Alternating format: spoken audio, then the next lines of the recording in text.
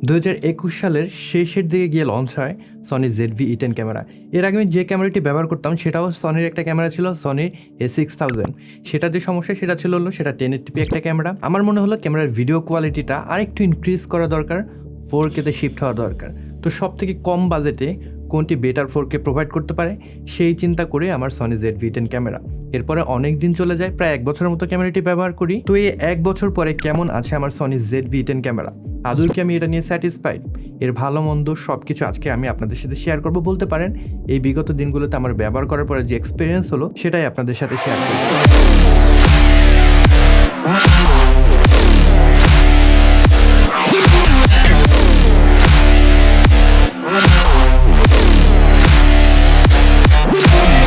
Build quality তেমন আহামরি কিছু না, একদম প্লাস্টিক বিল্ডের একটা ক্যামেরা। অন্য মডেলগুলো যেরকম A6400, 6300, 6500, 6600 এগুলো কিন্তু মেটাল বিল্ডের ক্যামেরা।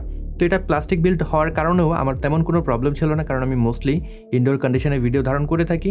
সেক্ষেত্রে প্লাস্টিক বিল্ডের হলেই বা কি না হলেই বা কি। তবে যারা আউটডোর কন্ডিশনে ভিডিও ধারণ করেন তাদের ক্ষেত্রে বলবো একটু সাবধানতার সাথে কিন্তু ক্যামেরাটা হ্যান্ডেল করতে হবে, যেহেতু প্লাস্টিক বিল্ডের একটু পড়ে গেলে কিংবা যদি কোথাও ঘষা লাগে খুব সহজে কিন্তু স্ক্র্যাচ পড়ে যাবে। তার সাথে সাথে ওয়েদার সিল্ড না কিন্তু ক্যামেরা বডিটা, সো আপনি যখন রেনি কন্ডিশনে কিংবা আপনি শীতের সময় কুয়াশার ভিতরে এটা নিয়ে কাজ করবেন তখন কিন্তু প্রবলেম হতেই পারে। প্রথম যে সমস্যাটা ফেস করেছি সেটা হলো এটা একটা জুম রকার বাটন রয়েছে। তো দেখা যায় যখন আমি একা একা শ্যুট করছি সামনের দিক থেকে যখন রেকর্ডিংয়ে প্রেস করতে যাবো বা কোনো কিছু চেঞ্জ করতে যাবো, অটোমেটিক্যালি আমার যে থাম্ব রয়েছে সেটার কারণে কিন্তু জুম রকারে প্রেস লেগে যায়, নোটিফিকেশন একটা চলে আসে, অ্যাগেন সেটাকে আমার ক্যান্সেল করে বের হয়ে আসতে হয়। সো এটা একটা হ্যাসেলের বিষয়। এটার যে লেন্স মাউন্ট রয়েছে সেটা নিয়ে আমার কোনো প্রবলেম হয় না। আমার দুইটা লেন্স রয়েছে, একটা 30mm আর একটা 16mm। তো প্রত্যেক দিনেই দেখা যায় ভিডিও যখন আমি শ্যুট করি তখন কিন্তু আমার লেন্সগুলো সুইচ করতে হয়। তো এতবার সুইচ করার পরে এখন পর্যন্ত কিন্তু আমার লেন্স মাউন্টে আমি কোনো ধরনের সমস্যা পাইনি। ক্যামেরাটা যখনই আমরা ধরবো, যখনই ব্যবহার করবো তখনই কিন্তু ক্যামেরাটা অন করতে হবে। তো যখন আমি অন অফ করতে যাই তখন একটু ভয়েই থাকি, কারণ এটার যে অন অফ বাটন সেটা কিন্তু ট্রেডিশনাল ক্যামেরার অন অফ বাটনের মতো না, নর্মাল একটা প্লাস্টিকের সুইচ দেওয়া আছে। খুব সাবধানতার সাথে হ্যান্ডেল করতে হয়। তবে আমার মনে হয় এটা যদি যে জুম রকার রয়েছে সেই বাটনের সাথে কম্বো বাটন আকারে ইমপ্লিমেন্ট করা যেত আরও বেটার হতো বিষয়টা। এইটা একটা ভিডিও ফোকাসড ক্যামেরা, কন্টেন্ট ক্রিয়েশনদেরকে টার্গেট করে তৈরি করা একটা ক্যামেরা। তো এইখানে কিন্তু আপনার ভিউ ফাইন্ডার নেই। আপনি যদি ছবি তুলেন, আপনি যদি ছবি তুলতে পছন্দ করেন সেক্ষেত্রে এই ক্যামেরাটা থেকে দূরে থাকাই ভালো একটা বিষয় হবে, কারণ আমি যখনই ছবি তুলতে গিয়েছি এটার যে ভিউ ফাইন্ডার নেই এই বিষয়টা কিন্তু মিস করেছি। ফটো লাভার যারা রয়েছেন তারা এই ক্যামেরাটা না নিলে বেটার একটা কাজ করবেন। ডিসপ্লে নিয়ে যেটা বলতে হবে সেটা হলো এইটা ইনডোর কন্ডিশনে কিন্তু খুব ভালো একটা সাপোর্ট দেবে। আমি মোটামুটি 4-5 ফিট দূরত্বে রয়েছি, তারপরে কিন্তু ভালোভাবে আমি মনিটর করতে পারছি। তবে আপনি যখন আউটডোর কন্ডিশনে ভিডিও ধারণ করবেন, যদি সানলাইট ডিরেক্টলি আপনার স্ক্রিনের উপরে পড়ে সেক্ষেত্রে কিন্তু একদমই ভিজিবল থাকে না, খুব কষ্ট হবে আপনাকে দেখতে। যারা আউটডোরে ক্যামেরাটি ব্যবহার করবেন, ব্লগার যারা রয়েছেন, এই বিষয়টা কিন্তু মাথায় রাখতে হবে। যদি আপনি সিনেমাটোগ্রাফার হয়ে থাকেন সেক্ষেত্রে কিন্তু আপনি সলভ করে ফেলতে পারেন যদি একটা এক্সটার্নাল মনিটর আপনি লাগিয়ে নেন। মোড ডায়ালের একটা অভাব আপনি সবসময় অনুভব করবেন, কারণ যখনই আপনি ছবি থেকে ভিডিও কিংবা স্লো মোশনে শিফট করবেন তখন কিন্তু একটা বাটন প্রেস করে করে আপনাকে শিফট করতে হবে।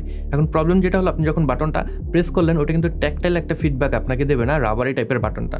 সো আপনার কিন্তু প্রত্যেকবার ডিসপ্লেতে দেখে কনফার্ম হতে হবে আসলে আপনার মোডটা সুইচ করেছে কিনা, ছবি থেকে ভিডিও মোডে গিয়েছে কিনা, কিংবা ভিডিও থেকে স্লো মোশন মোডে গিয়েছে কিনা, এই বিষয়গুলো কনফার্ম কিন্তু আপনাকে করতে হবে। এখানে ডেডিকেটেড একটা মোড ডায়ালের অভাব আপনি ডেফিনেটলি ফিল করবেন। এবার আসল জায়গায় আসি, সেটা হলো ভিডিও কোয়ালিটি। আমি ক্যামেরাটা কিনেছিলাম 60,000 টাকা দিয়ে, তবে এখন কিন্তু এটার দাম একটু বেশি।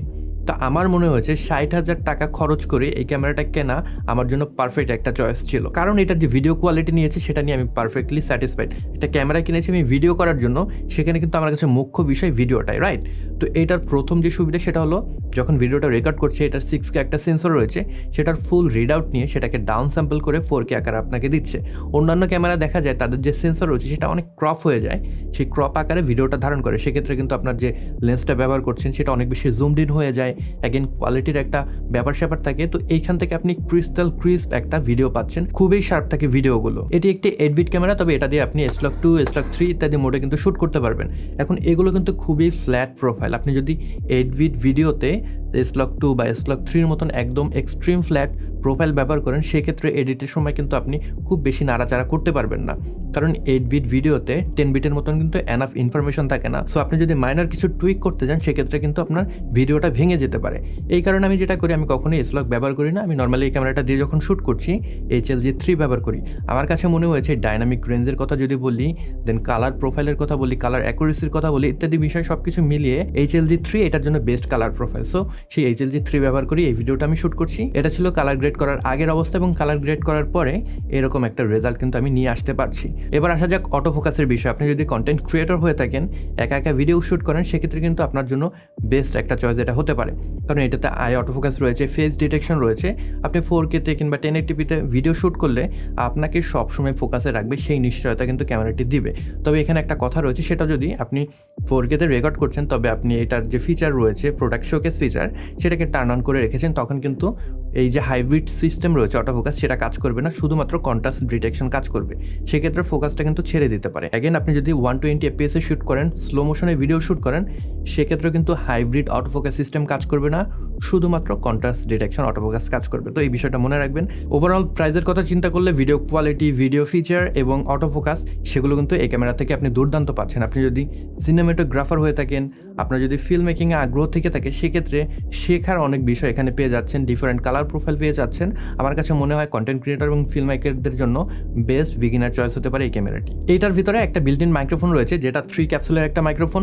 সাউন্ড অন্যান্য যে ক্যামেরাগুলো রয়েছে ট্রেডিশনাল, সেগুলো থেকে বেটার আপনি পাবেন এটার ইনবিল্ট মাইক্রোফোন থেকে। তবে সেইটা যে স্টুডিও কোয়ালিটির সাউন্ড দেবে সেটা কিন্তু কখনোই না। আপনাকে ডেফিনেটলি একটা এক্সটার্নাল মাইক্রোফোন ব্যবহার করতে হবে, no matter what you are doing.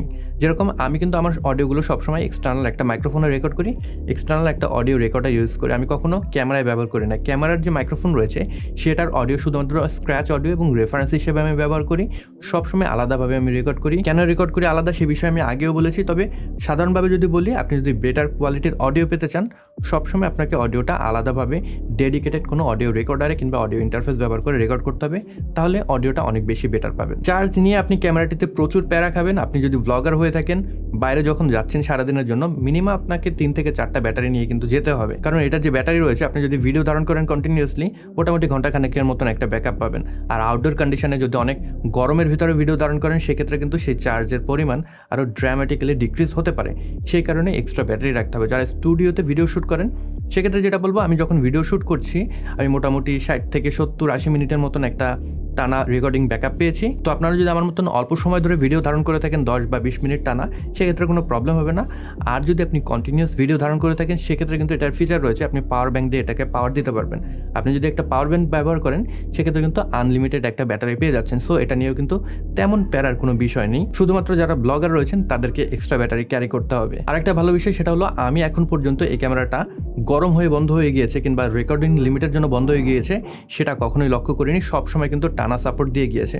So টানা যদি ভিডিও রেকর্ড করতে হয় আপনার, সেক্ষেত্রেও কিন্তু আপনি এটা চুজ করতে পারেন। প্রোডাক্ট শোকেস ফিচার ব্যবহার করে কিন্তু আপনি যখন কোনো কিছু রিভিউ করছেন, খুব সহজে সেটাকে দেখাতে পারবেন। সামনে ধরলেন, আপনাকে রেখে কিন্তু তখন প্রোডাক্টটাকে ফোকাস করবে, এবং এই ফিচার ব্যবহার করে কিন্তু আপনারা এইরকম ভিডিও ধারণ করতে পারবেন। আপনি যদি একা একা এই ধরনের ভিডিওগুলো ধারণ করে থাকেন, সেক্ষেত্রে আপনার হাতে যে র্যাক ফোকাস করবে, সেরকম আলাদা লোকের দরকার নেই। প্রোডাক্ট ফোকাস ফিচারটা অন করে রাখলে কিন্তু অটোমেটিক্যালি আপনি সামনে কোনো কিছু নিয়ে আসলে সেটার উপরে ফোকাস করছে। তো এটা আমার কাছে ভালো একটা ফিচার মনে হয়েছে। তবে অন্যান্য যে ফিচারগুলো রয়েছে, যেরকম স্ক্রিন স্মুথ করে দেওয়া কিংবা ওয়ান প্রেস ডিফোকাস যে বাটন রয়েছে, সেটা এগুলো আমার কাছে অত ইউজেবল মনে হয়নি। হয়তো আপনার জন্য পার্টিকুলার এটার কোনো ইউজ কেস থাকতে পারে। ওভারঅল যে জিনিসটা বলবো সেটা হলো, আমি এতদিন ব্যবহার করে যেটা বুঝলাম, 60,000 টাকা দিয়ে আমি ক্যামেরাটা কিনে একদমই ঠকিনি।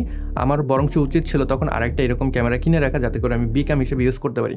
কারণ আমি এখন খুঁজছি, এটা কিন্তু আমি 60,000 টাকা দিয়ে আর কিনতে পারছি না। এটার দাম আরও বেশ কিছু বেড়ে গিয়েছে। যেরকম আমি র্যাঙ্কসে একটু আগেই চেক করলাম, 77,000 দিয়ে শুধুমাত্র আপনাকে বডিটা কিনতে হবে। অন্যান্য ক্যামেরা শপেও এরকম 80,000 টাকার আশেপাশে এটার প্রাইস। এতগুলো প্রাইস বেড়ে যাওয়ার কারণে এটাকে এখন বেস্ট ক্যামেরা বলাটা একটু টাফ। তবে এই বাজেটে আমার মনে হয় না এই ক্যামেরাটাকে বিট করার মতন ক্যামেরা এখন পর্যন্ত অ্যাভেলেবেল রয়েছে। আপনারা যদি অন্যান্য ক্যামেরার কথা চিন্তা করেন, হয়তো আপনি 1080p-তে ভালো রেজাল্ট পাবেন সেগুলো থেকে, তবে 4K-তে এই ক্যামেরাটাকে বিট করতে পারবেন না। হয়তো ফুজি ফিল্মের কিছু ক্যামেরা পেতে পারেন, ক্যাননের কিছু ক্যামেরা পেতে পারেন।